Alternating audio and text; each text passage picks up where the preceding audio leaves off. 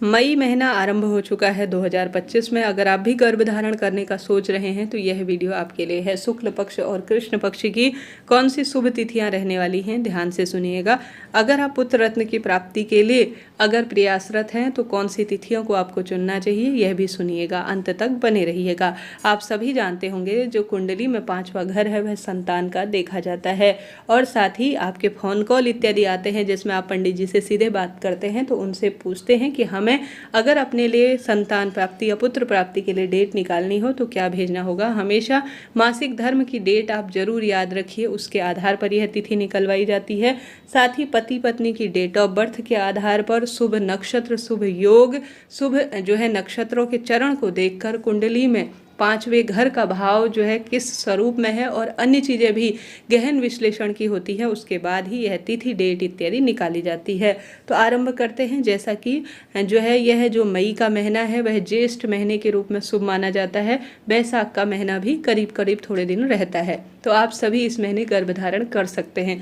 गर्भधारण कब नहीं करना चाहिए, कभी भी अमावस्या, जिस दिन आपका उपवास हो, पति पत्नी का व्रत हो, जो शुभ श्रेष्ठ तिथि महीने की आती है, जैसे एकादशी या आप प्रदोष का व्रत करते हैं या सोमवार की तिथि, इनमें कभी भी आप जो है जिस दिन व्रत करते हैं कुल मिलाकर गर्भधारण ना करें, सामान्य तौर पर कर सकते हैं। साथ के साथ आप सभी के घर में पितरों की तिथि हो या अमावस्या की तिथि हो तो उस दिन भी आपको छोड़ देना चाहिए, यह शुभ नहीं माना जाता। हमेशा ब्रह्म मुहूर्त में दिन में कभी भी संतान प्राप्ति के लिए प्रयत्न नहीं करना चाहिए। मासिक धर्म के 7 दिन पूर्ण हो जाने के बाद ही आपको संतान प्राप्ति के लिए प्रयास करना चाहिए, अन्यथा यह शुभ और श्रेष्ठ नहीं माना जाता। अभी आपको यह सामान्य बातें लग रही होंगी, परंतु एक उत्तम संतान प्राप्त नहीं हो पाती है, हारी बीमारी से पीड़ित रहती है, तो मन में कई बातें हमारे दिमाग में चलती हैं। तो छोटी छोटी चीज़ें हैं, इन्हें सामान्य रूप से हमें विदित होना चाहिए। हमेशा कुछ चीज़ें हमारे वेद शास्त्रों में कही गई है जिनका प्रत्यक्ष और अप्रत्यक्ष प्रभाव देखा जाता है।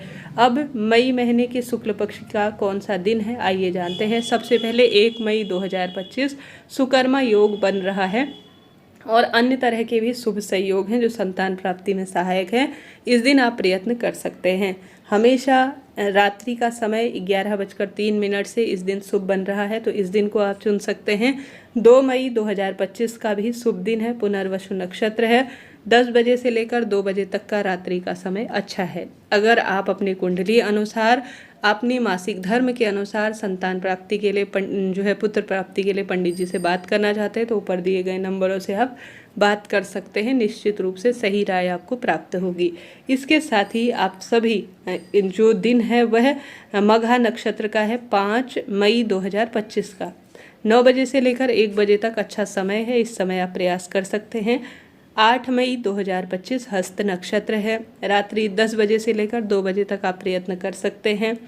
8 तारीख के बाद 9 मई 2025 चित्रा नक्षत्र है, और साथ ही इस दिन 11 बजे से लेकर 3 बजे तक आप संतान प्राप्ति के लिए प्रयत्न कर सकते हैं। इसके साथ ही 28 मई 2025 आद्रा नक्षत्र है, रात्रि को 10 बजे से लेकर 2 बजे तक आप प्रयत्न कर सकते हैं। इसके बाद 29 मई 2025 पुनर्वसु नक्षत्र है, बहुत अच्छा है। इसे जो है संतान प्राप्ति के लिए और गर्भ की स्थिरता के लिए जाना जाता है, तो यह रात्रि को 10 बजे से लेकर 3 बजे तक हमें सुंदर स्वरूप में प्रयत्न करना चाहिए। इस तरह से यह शुक्ल पक्ष की तिथि मैंने बताई। अब कृष्ण पक्ष की तिथि जानने से पहले जान लेते हैं कि शास्त्रों में पुत्र प्राप्ति के लिए किस स्वरूप में वर्णन मिलता है। हमेशा मासिक धर्म 7 दिन पूर्ण हो जाने के बाद पुत्र प्राप्ति के लिए प्रयत्न करना चाहिए। पुत्र प्राप्ति के लिए जो तिथि मासिक धर्म के जो है बताई गई है, उसके पश्चात वह 8वें दिन अगर पति पत्नी का मिलन होता है, 10वें दिन जो है पुत्र प्राप्ति के लिए आप चुन सकते हैं, 12वें दिन, 14वें दिन और 16वें दिन, यानी सम दिनों के मिलन से पुत्र प्राप्ति की संभावना अधिक होती है, ऐसा शास्त्रों में वर्णित है। इसके साथ ही पुत्री प्राप्ति के लिए मासिक धर्म के विषम दिनों को चुनना चाहिए, जैसे 9वां दिन, 11वां दिन, 13वां दिन, 15वां दिन और 17वां दिन शास्त्रों में बताए गए हैं। तो इन तिथियों में आप संतान प्राप्ति के लिए, पुत्र और पुत्री प्राप्ति के लिए तत्पर रहें। निश्चित रूप से मनचाही संतान प्राप्त होगी। वीडियो जरा सी भी उपयोगी रहती है तो लाइक करें, शेयर करें, सब्सक्राइब करें। मई महीने में बात कर लेते हैं कृष्ण पक्ष की। 13 मई 2025 अनुराधा नक्षत्र 10 बजे से लेकर 3 बजे तक, 16 मई 2025 का दिन भी अच्छा है। पूर्वाषाढ़ा नक्षत्र है। रात्रि को 9 बजे से लेकर आप 12 बजे तक प्रयत्न करते हैं तो अच्छा समय है। इसके बाद 19 मई 2025 का दिन है। इस दिन बहुत अच्छे धनिष्ठा नक्षत्र का संयोग बन रहा है। रात्रि 10 बजे से लेकर 3 बजे तक आप प्रयत्न करते हैं तो शुभ ही शुभ है। 22 मई 2025 पुत्र प्राप्ति की तिथि है। अच्छा है समय। उत्तरा भाद्रपद नक्षत्र है। रात्रि 9 बजे से लेकर 2 बजे तक आप जो है प्रयत्न कर सकते हैं।